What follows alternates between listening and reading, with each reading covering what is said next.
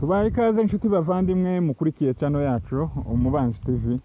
Bamwe ni mwaramutse abandi ni mwiriwe bitewe naho muherereye ku migabane y'isi itandukanye. Reka tubifurize kugira weekend nziza. Tubibutse ko turi na gatanu ku minsi 21 y'ukwezi kwa gatandatu umwaka w'2024.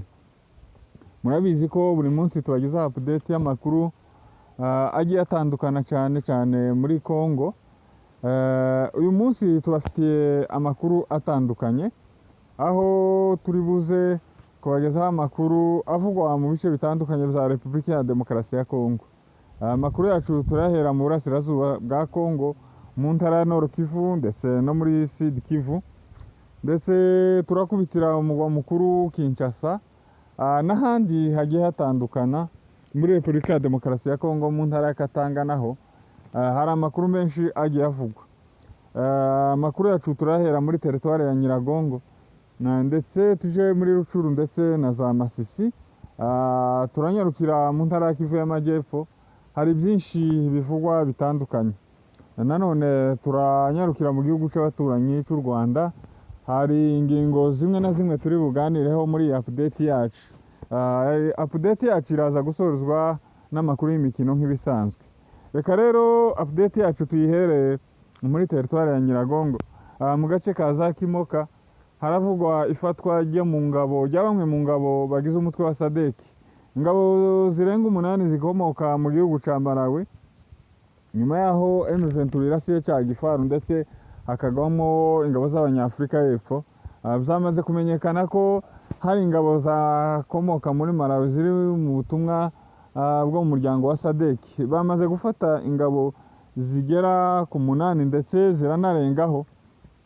Bazifashe rwose, bazifashe amateka ku murongo w'urugamba.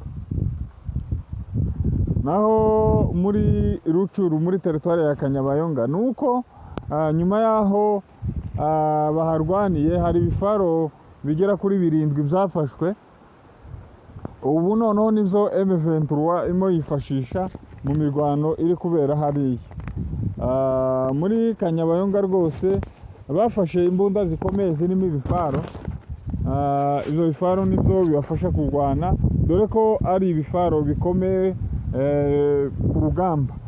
Rero muri iyi minsi M23 rwose nyuma y'igihe kirekire bafashe izo bibunda mu bice bitandukanye, mu bice za Bweramana ndetse na za Kicanga. Nyuma yo kuhafata ibyo bibunda nizo bari kwifashisha, dore ko M23 babizobereyemo kurwanisha imbunda kabuhariwe. Naho muri teritwari ya Masisi, muri Masisi haravuga isubiranamo ry'imitwe ibiri, umutwe wa Mayimayi wa Colonel Gapasi ndetse n'umuyobozi wa za Nyatura ari wowe bita Colonel Makano. Bararasanye ku rugamba, barasanye hapfa abantu benshi, ntituramenya umubare w'abaguye muri iyo mirwano. Ariko rero icyaba cyarateye iyo mirwano, barapfa imisoro iva mu matungo y'inka, dore ko hariya muri Masisi cyinshi bakunze gukora hariya aho bahungiye ari ubworozi cyane bujanye no korora inka ndetse n'andi matungo atandukanye, ariko cyane ubworozi buhakorerwa muri kariya gace bahungiyemo n'ubworozi bw'inka. Icyateye rero iyo mirwano, bapfuye icyo twita ikibuguro cyangwa imisoro iva ku borozi b'inka muri kariya gace bagenzura. Tubibutse ko aba bantu bari bamenyereye amabuye y'agaciro, nyuma yo kubakura muri Rubaya, na hariya za Ngungu, dore ko ari agace kari gakungahaye ku mabuye y'agaciro. Byarabagoye rero, birabagora gusangira ubusa bw'imisoro iva mu borozi y'inka. Ni nayo rero yabaye intandaro yo kuba basubiranamo bakarwana. kugeza n'ubu ngubu isasu rirarisha, imirwano ntiyoroshe hariya muri kariya gace. Naho andi makuru atugeraho ukuva za Minova, muri Minova nuko havugwa, muri Minova haravugwa urupfu umusirikare warashe umudamu wiwe mu gace ka za Kalehe, aho ni muri Kalehe murambabarira. Muri Kalehe hari umugabo warashe, hari umusirikare wa FARDC warashe umudamu we amuziza ngo kuba yamuciye inyuma agasambana na Wazalendo. Rwose hariya kwicana muri Kongo ni nkaho byabaye nko kwica iki, nko kwica inyoni niko twavuga, yewe ni nko kwica akanyegeri cyangwa agashishi, dore ko kwica ari ibintu bisanzwe. Nanone hariya muri Minova haravugwa Muzalendo warashe umusirikare, abasirikare bari mu itsinda rya Hibu. Umuzalendo rwose yamwivuganye, yamurashe amasasa agera muri 3 amurasa mu nda. Uwo umusirikare ajanywe kwa muganga niho yaje gucikanira, dore ko Wazalendo wo nta bindi mizaha bafite, ukuntu banyaga abaturage ibihingwa birimo ibigori bakaja kwengamo inzoga za zindi bita muri Kongo ngo ni makari. Amaze guhaga amakari rero yaje arasa Muzalendo, Muzalendo yaje arasa aba bari mu mutwe wa Hibu, arasa umusirikare umwe agwa aho ngaho. Nyuma yaho aba bari mu itsinda rya za Hibu, nyuma yaho bazengurukijwe mu bice bitandukanye, mbere babanje kubazana kurinda umujyi wa Goma, babajana za Mushake, mu za Mushake yarafatwa bajana hariya mu kibaya, nanone biranga bajana za Kanyabayonga biranga. Nyuma yo kuja za Minova habaye ubwumvikane buke, cyangwa se Wazalendo murabizi discipline yabo irabarirwa ku mashi. Nyuma yo gusinda inzoga yaje kwivugana uwo musirikare, aramurasa amasasu menshi ahita agwa aho ngaho. Reka tunyarukire umugwa mukuru Kinshasa. Umugwa mukuru Kinshasa haravugwa yishwa ry'umusirikare w'umukoroneri, mu musirikare ukomoka mu ntara ya Katanga, Koroneri Masukusuku. Uwo yarafunzwe muri DMAP, ni prison ya gisirikare hariya mu mugwa mukuru Kinshasa, ngo yari mu basirikare mu garde presidentielle babandi barinda umukuru w'igihugu.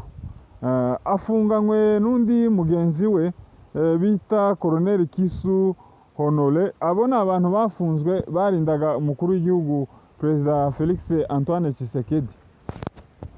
Nyuma yuko rero abantu nyuma yuko Perezida Felix Antoine Tshisekedi habayeho ubwumvikane buke n'uwo yasimbuye bwana Joseph Kabila, abakomoka mu ntara ya Katanga ariyo Perezida uciye igihe Joseph Kabila akomokamo, batangiye kubagendaho kugeza aho bafunga muri bamwe barindaga umukuru w'igihugu Perezida Felix Antoine Tshisekedi.